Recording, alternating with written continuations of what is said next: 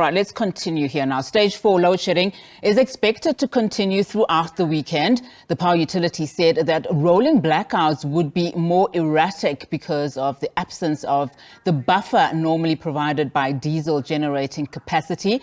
Eskom earlier in the week said its diesel budget has been exhausted. The highly indebted power utility says stage 4 will continue until further notice, and it will provide an update when there is a significant change. Now let's discuss this. We are now joined via Zoom by Rico Euripido from GroundWork's campaign coordinator. Rico, thank you so much for your time this afternoon. Well, it is clear, safe to say, with the latest breakdowns at Eskom and the announcement that load shedding will now continue for the next 12 months in 2023, that the energy crisis currently being experienced by South Africa will not end anytime soon. Good afternoon to you and your viewers, Unati. Yeah, it's unbelievable that our energy crisis and rolling blackouts have been a feature of our lives now for almost 14 years, and it's not going to get any better any soon. At the heart of the matter is Eskom's aging coal-fired power station fleet. Most of the power stations were built in the 60s and the 70s.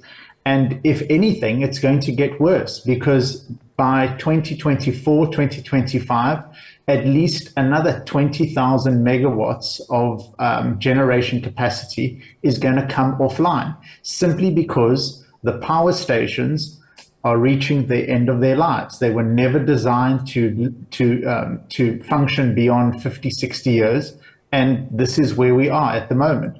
But it's a whole bunch of bureaucratic, administrative, political problems that compound the issue.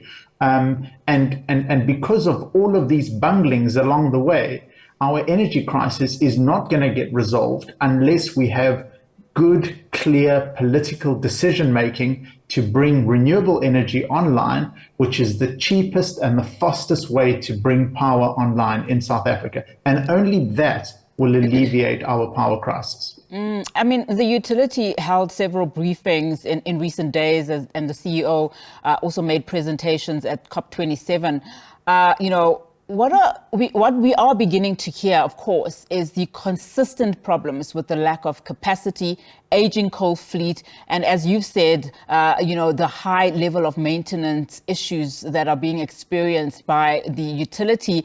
I mean, as South Africans, we're almost watching this unfold, and we are defeated. What can we do in terms of making this company more accountable?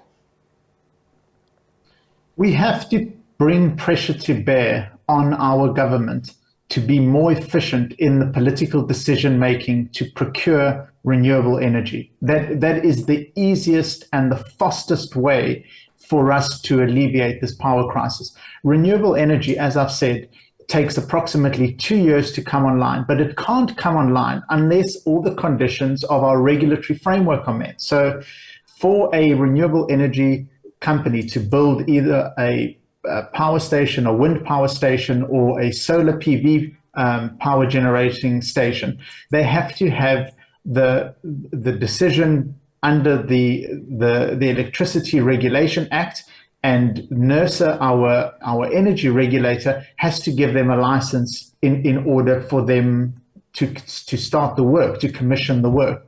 Now they can't do that unless our Minister of Energy, Minister Mantashe, gives the go-ahead for that to happen. And if we look at what he has done since he came into that ministry portfolio in 2019, he's delayed the procurement of renewable energy. And unless that is alleviated, unless that is dealt with, then it seems as if this crisis will just continue. Not only for the independent power producers that want to build renewable energy capacity, but also for big industry like big mines that use up the majority of our electricity and farms, etc. For them to be able to generate their own electricity. There's also been political interference by the Department of Minerals and Energy that has hamstrung the possibility of those entities generating their own power. Now, they also know that building renewable energy is the easiest and the cheapest and the most cost-effective and the fastest way to bring energy online.